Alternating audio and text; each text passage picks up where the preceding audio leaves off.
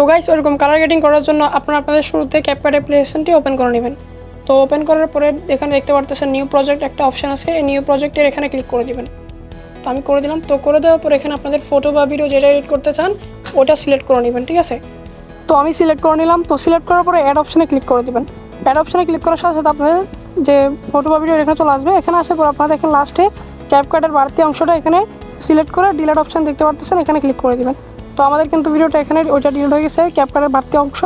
তো এখন আপনাদের ভিডিওটা সিলেক্ট করে দেবেন, মানে টিপ দিবেন। টিপ দেওয়ার পর এখানে দেখবেন এখানে অ্যাডজাস্ট নামে একটা অপশন দেখতে পাবেন নিচে, এই অ্যাডজাস্ট অপশানে ক্লিক করে দেবেন। তো এই অপশনটাতে ক্লিক করার পরে দেখেন এখানে প্রথমে ব্রাইটনেস আছে। আপনাদের ভিডিওটার ব্রাইটনেস যদি কম থেকে বা মানে শো থেকে এখন আমি যেভাবে দেখাইছি ওভাবে করতে থাকবেন, ঠিক আছে। তো ব্রাইটনেসটা একটু বাড়িয়ে নেবেন। তারপর নিচে দেখেন কন্ট্রাস্ট ডান পাশে, এটাও বাড়ায় নেবেন, ঠিক আছে। তো এটা বাড়ানোর পরে স্যাচুরেশন একটা অপশন দেখতে পারতেছেন, এটা সিলেক্ট করে নেবেন। তো এটা সিলেক্ট করার পরে এটাও বাড়তি করে দেবেন, ঠিক আছে। 50 বা এরকম আন্দাজে রাখবেন, ঠিক আছে, মানে 40-50 আন্দাজে রাখবেন। তারপর দেখেন এক্সপোজার নামে একটা অপশন আছে, এটা সিলেক্ট করে নেবেন। এটা একদম আপনারা চাইলে একদম কমাই দিতে পারবেন, মানে কীরকম বাড়াই দিলে খুব সুন্দর লাগে নাকি আপনাদের ভিডিও কমাই দিলে সুন্দর লাগে ওইরকম মানে ইয়া করে নেবেন, ঠিক আছে। তারপর দেখেন শার্পিন নামে একটা অপশন আছে, এটা একদম বাড়াই নেবেন যাতে ভিডিওর কোয়ালিটি একদম HDR হয়, ঠিক আছে। তারপর দেখেন HSL নামে একটা অপশন আছে, এটা সিলেক্ট করে নেবেন। এটা সিলেক্ট করার পর দেখেন এখানে হলুদ একটা অপশন আছে, হলুদ অপশানে ক্লিক করে এটা বাড়াই নেবেন। প্রথমে ভিউটা একদম বাড়াই নেবেন। তারপর এটা একদম এটাও বাড়াই নেবেন, ঠিক আছে। এটা একটু বাড়াই নেবেন, মানে স্যাচুরেশন এবং লুমিনেন্স একটু কমাই দিবেন, মানে বাড়ানি একটু চেক করে আপনারা তারপর এখানে দিবেন, ঠিক আছে। তো আমি দিয়ে দিলাম।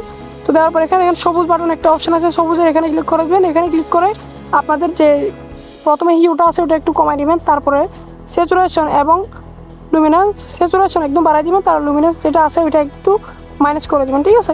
তো মাইনাস করলে কিন্তু আপনাদের ভিডিওটা একদম মানে অসাধারণ লাগবে, ঠিক আছে। তো এখন কিন্তু আমাদের কাজ শেষ হয়। এখানে দেখেন গ্রাফস নামে একটা অপশন আছে, এটা সিলেক্ট করে নেবেন। তো গ্রাফসে সিলেক্ট করার পরে এটা একটু দেখতে পাচ্ছেন আপনাদের, এটা একটু নিচের ফোটাটা ধরে সাদা ফোটাটা ধরে একটু এখানে নিয়ে আসবেন, ঠিক আছে। এখানে নিয়ে আসার পরে আপনারা কি করবেন, এখানে সবুজ বাটনে ক্লিক করবেন, সবুজটা একদম মানে একটু বাড়াই দিবেন। দেখতে পাচ্ছেন বাড়ানোর সাথে সাথে কিন্তু আমাদের ভিডিওটা অনেক কোয়ালিটিফুল হয়ে যাচ্ছে, অর্থাৎ কালার চেঞ্জ হয়ে যাচ্ছে, অর্থাৎ একদম গাঢ় রঙের কালারটা কিন্তু চলে আসছে। তো এখন আমাদের কাছে এখানে দেখেন হাইলাইট একটা অপশন আছে, এটা আপনাদের ভিডিও অনুযায়ী বাড়িয়ে কমিয়ে নিতে পারবেন। তো আমি একটু বাড়িয়ে নিতেছি, যেহেতু আমাদের দেখেন এখানে কিন্তু আমাদের ভিডিওটা আগে কীরকম ছিল এখন কীরকম দেখতে পারতেছেন। তো অনেক চেঞ্জ কিন্তু চলে আসছে। এখন কী করবেন, এখানে শ্যাডো নামে একটা অপশন আছে, শ্যাডোটা একটু বাড়িয়ে নেবেন, ঠিক আছে। বাড়ানোর পর এখানে দেখেন টেম্পারেচার, আমাদেরকে একটু টেম্পারেচার সিলেক্ট করতে হবে যাতে মানে ছবি বা ভিডিওটা কোয়ালিটিফুল লাগে, ঠিক আছে। তো টেম্পারেচার আপনাদের ভিডিও অনুযায়ী মানে অ্যাডজাস্টমেন্ট অনুযায়ী বাড়িয়ে কমিয়ে নেবেন। তো আমি একটু ম্যানেজ করে দিচ্ছি।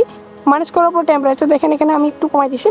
তো কমানোর পর দেখেন আমাদের আগের ছবিটা দেখেন, বিফোর দেখেন এবং আফটার দেখেন, মানে একদম অসাধারণ একটা লুক কিন্তু চলে আসছে। তো আপনারা এইভাবে কিন্তু আপনাদের ভিডিও বা ছবি যেটাই বলেন এখান থেকে কিন্তু এডিট করে নিতে পারবেন, ঠিক আছে। তো এখানে ক্লিক করার পর আপনার ভিডিওটা সিম্পলি এখানে এক্সপোর্টিং করে দেবেন। এক্সপোর্টিং মানে হাই রেজুলেশন দিয়ে এক্সপোর্টিং করে দেবেন। হাই রেজুলেশন দিয়ে এক্সপোর্টিং করলে কিন্তু আপনাদের ভিডিওটা একদম রেজুলেশন অর্থাৎ কোয়ালিটি একদম হাই হবে, ঠিক আছে।